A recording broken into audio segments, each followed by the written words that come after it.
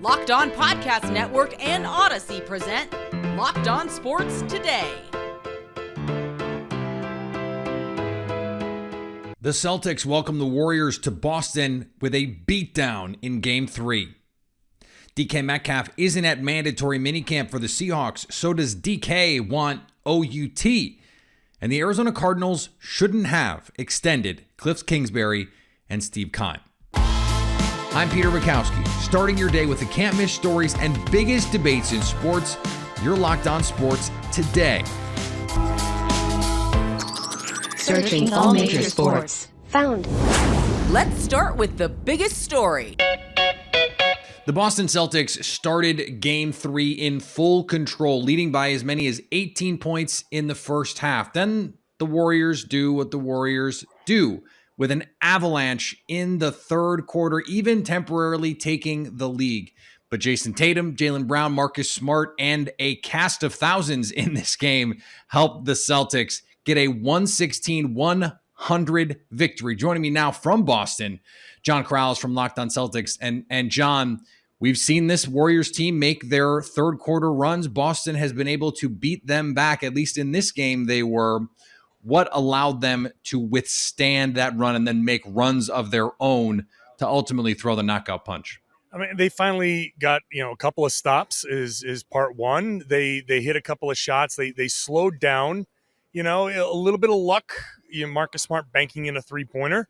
Yeah, sometimes you got to have something like that. A lot of hustle. Robert Williams keeping a ton of loose balls alive, long rebounds, and then playing just some great defense, especially Rob with the rim protection, 4 blocks, 3 steals, playing on that bad knee.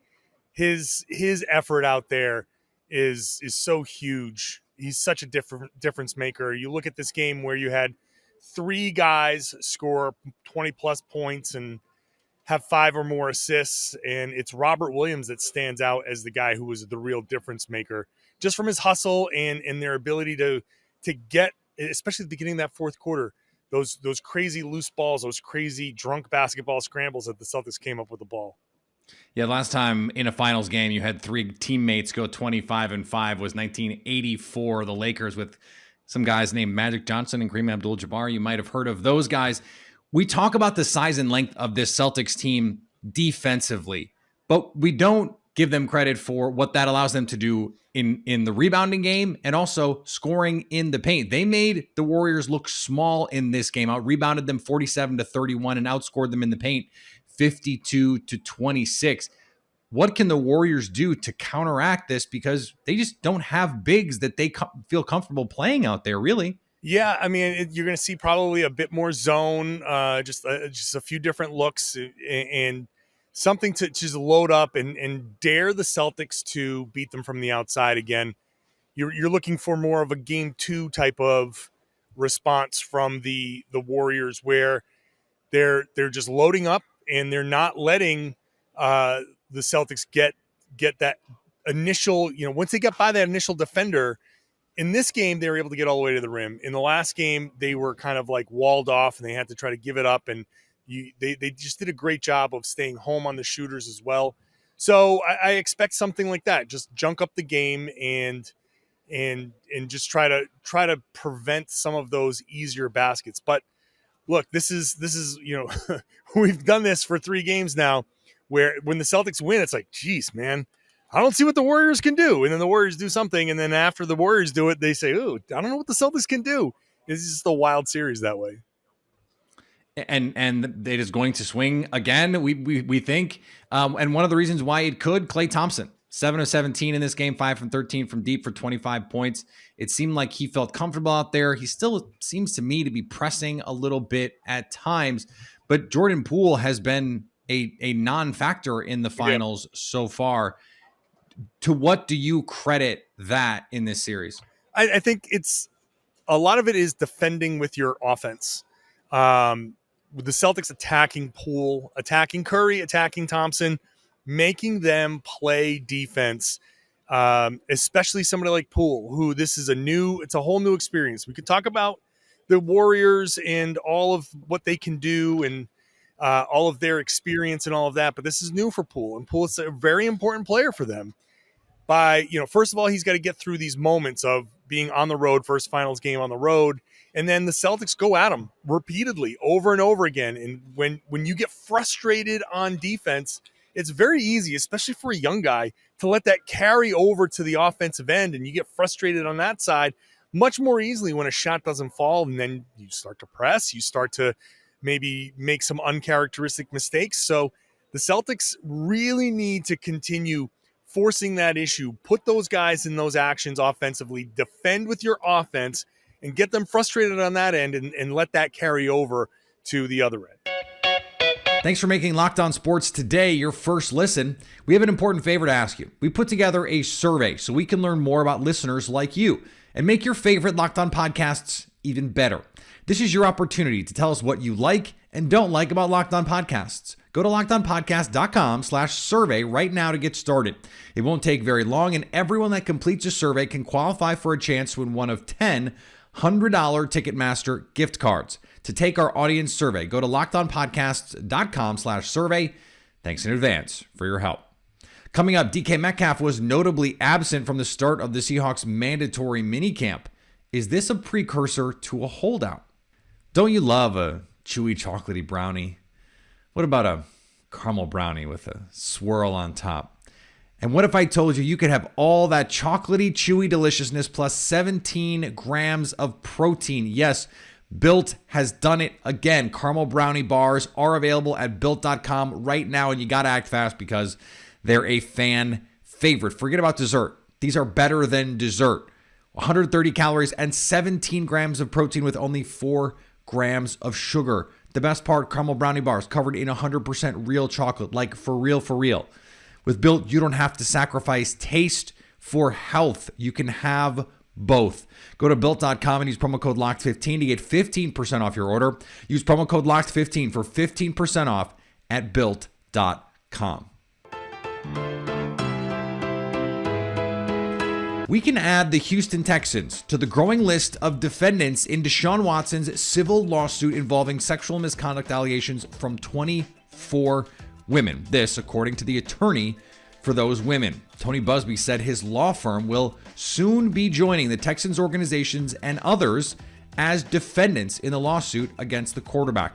On Tuesday, the New York Times reported that the non-disclosure agreement Watson gave to some of the plaintiffs to sign came from the Texans' director of security.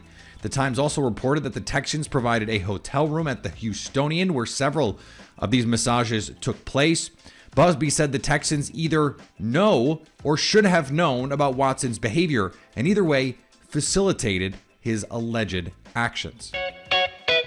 Washington Commanders defensive coordinator Jack Del Rio apologized on Wednesday after calling the January 6 riots at the U.S. Capitol a dust-up. I see the images on TV. People's livelihoods are being destroyed. Businesses are being burned down. No problem. And then we have a dust-up at the Capitol. Well, there's nothing burned down. And we're not going to talk about, we're going to make that a major deal. I just think it's kind of two standards.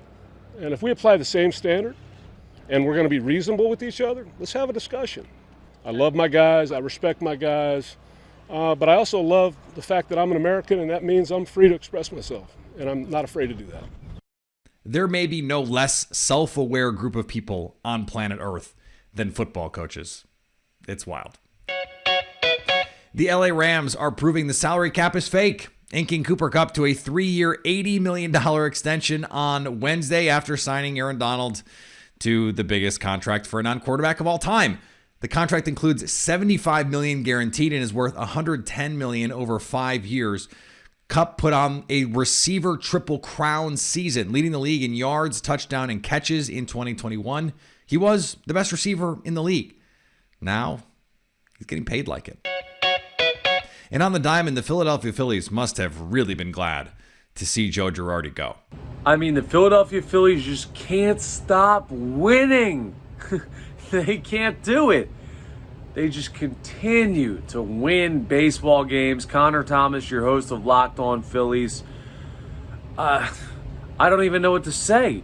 Never, ever would I think that the firing of a manager like Joe Girardi would have this effect on this baseball team. They come out after this and win, what? Well, I guess they're technically already on a 1-game winning streak, but 6 now? How many games can this team win with Rob Thompson against solid competition? Because the Angels weren't pushovers, and tonight the Brewers weren't pushovers. A 10-run performance by the offense. Aaron Nola goes 8 innings of shutout ball. Like, I don't even know what to say at this point. This team just, they responded to the manager being fired.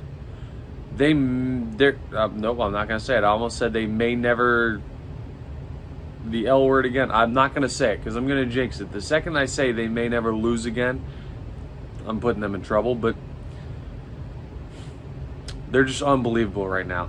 Ride the wave, Phillies fans. Ride the wave. Is DK saying G2G? All my millennials will understand that joke, and anyone older or younger will have no idea what that means. DK Metcalf not at mandatory minicamp for the Seattle Seahawks, at a contract impasse with the team. Joining me now from Locked On Seahawks, Corbin Smith. Corbin, what is the concern level that this could drag out into training camp, into the preseason, and potentially into the regular season where this becomes particularly contentious? I think this is one of those situations where it's something, but it's not a huge deal at this point because Metcalf is coming off foot surgery. He isn't going to be doing anything at practice anyway. I do find it a little bit bizarre that he was there for the start of off-season program activities in April, and now he's not there now. So I do think that there's reason to pause a little bit from that standpoint. That might be a minor red flag. But at the same time, from everything that I've been told, the Seahawks are working towards getting this done. They're hoping to have this extension done before the start of training camp. And that's kind of been the hot spot for John Schneider over the years to get these deals done, is that window in the week before training camp or the first couple of days of training camp. So if we get to camp and a deal hasn't been struck, then that panic level maybe goes up a few notches. But here in early June, I don't think it's that big of a deal at this point, and both sides are motivated to get this done. But Metcalf obviously decided, I'm going to stay away for now and continue my rehab in California until I get that new deal. The reason this is particularly interesting for the Seahawks to me is Tyler Lockett just got paid. DK Metcalf, as you say, is probably about to get paid, and we saw a number of young receivers get top of market deals, huge numbers. If Seattle is going to pay him, they are probably going to have to pay him something in that AJ Brown range. But Drew Lock is the quarterback. So what kind of team are they trying to be moving forward, paying all of this money for receivers and going, well, we'll see at quarterback? Yeah, it's kind of a mixed message here because from one perspective, you're going to have Russell Wilson's cap hit coming off the books next year. So you've got to pay somebody. And DK Metcalf is obviously one of their best players. And he's the type of receiver that can elevate a quarterback. So maybe Drew Lock, with the arm talent that he has, maybe DK Metcalf ends up being a receiver that unlocks the best that Drew Lock can offer. Nobody knows yet. We haven't seen them on a practice field yet together. But you can also understand, as you mentioned, the direction of the team. They're probably going to want to be a very run-heavy team because Pete Carroll's the coach, and yet you're talking about having mega contracts for 2 receivers without a viable franchise quarterback on your roster. So it does create a little bit of a conundrum, but I think that they've got to make this happen. He's going to be one of their leaders on this football team, and that really matters just as much as the production you're going to get from him. They need some new faces that can take over in the locker room with Wilson and Bobby Wagner now being gone. So DK Metcalf is going to be one of those guys, and that justifies the money you'd be paying, especially given what he's done the last 3 years. He's one of 5 receivers with over 3,100 receiving yards, over 200 receptions, and 29 receiving touchdowns in his first 3 seasons. Randy Moss and Jerry Rice are 2 of the others. So when you have a player of that caliber, you pay them. Coming up, why the Arizona Cardinals made a mistake extending Kliff Kingsbury and Steve Keim so soon. Here's what to look for on BetOnline, your number one spot for all your daily gambling needs. Let's look at a few interesting lines for Thursday's Major League Baseball slate. The Milwaukee Brewers are comfortable favorites to bounce back against the Philadelphia Phillies.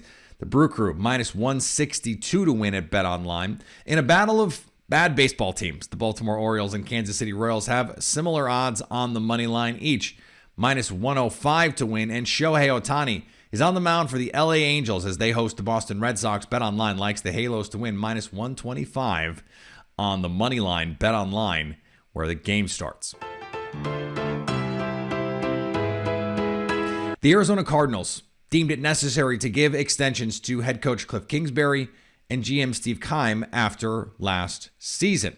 Locked On Cardinals' Alex Clancy joined Peacock and Williamson and laid out why this was premature. I would 100% in no universe, this or a different one, extended them before the end of this upcoming season. Because when did it come, Williamson? You've been around this game for a long time. When did a lame duck head coach felt bad for? Like, you know what? We don't want you to have to worry about that. Let's give you 5 years of security when you weren't even able to clinch your division last year on your own after starting 10-2. So all joking aside, Steve Keim and Kliff Kingsbury, this is how I describe it on Locked On Cardinals. They put together a great movie trailer separately, but the movie's not great. It's like Medellin in Entourage. The movie's not great, but the trailer at times, DeAndre Hopkins, drafting Kyler Murray, J.J. Watt, Zach Ertz, all that stuff, great movie trailer. Kliff Kingsbury's been masterful with coaching, with play calling, but the full game hasn't always been great. So they get credit for 2019 being a step up from 2018, this disastrous season. And people forget that Steve Keim did that. So I don't know why you get credit for putting your team back to the Mesozoic era, talent-wise. Overall, it's just a weird thing. And I think a lot of fans have Stockholm Syndrome, like, well, got to trust the GM because they've become robotic and not look with their eyes and see that he's cratered the young talent via the draft because he hasn't drafted anybody really of consequence besides Kyler Murray and Budda Baker and maybe Byron Murphy. Yeah, and you traded away your first-round pick this year, drafted linebackers 2 years in a row from there. What kind of young core do you have to going forward? Yeah, I'm with you on Keim. I don't know if you saw this on Pro Football Focus this week. They ranked the head coaches, and Kingsbury, I think, was like 5th or 4th. I mean, I almost collapsed, to be honest with you. I mean, I think he's closer to being unemployed than he is a top 10 head coach. I'll take this a step further. Steve Keim never should have been the one making this decision in the first place because he never should have been the GM. After the Josh Rosen debacle, to even get to pick the next quarterback, to get to pick the coach, none of it ever made sense, and there was nothing on his resume at that time that said, this is the guy to carry this team forward. Now, they're both functioning on extensions, yet neither has proven capable of elevating this team. And sure, they made the postseason, a postseason in which they flamed out in inglorious fashion. And every year, this team fades down the stretch. Every year, its fatal flaws are exposed. A result of coaching and roster management. Well, who is in charge of those two things? And finally, as if the fledgling Live Golf League needed any more controversy, the Saudi-backed league added two of golf's most polarizing players, Patrick Reed and Bryson DeChambeau. This according to recent reports. The addition of DeChambeau and Reed would give Liv at least 9 former major champions. PGA Tour Commissioner Jay Monahan has threatened players who competed without releases with potential punishments, including fines, suspensions, and other bans. Presumably, these guys can't hear those threats through the sound of all that money being deposited in their bank accounts. Or, of course, the human rights violations being committed by the Saudis. But that's a different story. Thanks for making Locked On Sports today your first listen. Now go make your second listen Locked On NBA. From the first jump ball, the play-in tournament, to the last possession of the finals, Locked On experts take you deep inside the playoffs with insight and analysis affecting all 30 teams. It's free and available wherever you get podcasts. Coming up Friday, will the Rangers regain the lead in the Stanley Cup Eastern Conference Finals? So at least until tomorrow, stay locked on sports today. Locked On Podcast Network and Odyssey present Locked On Sports Today.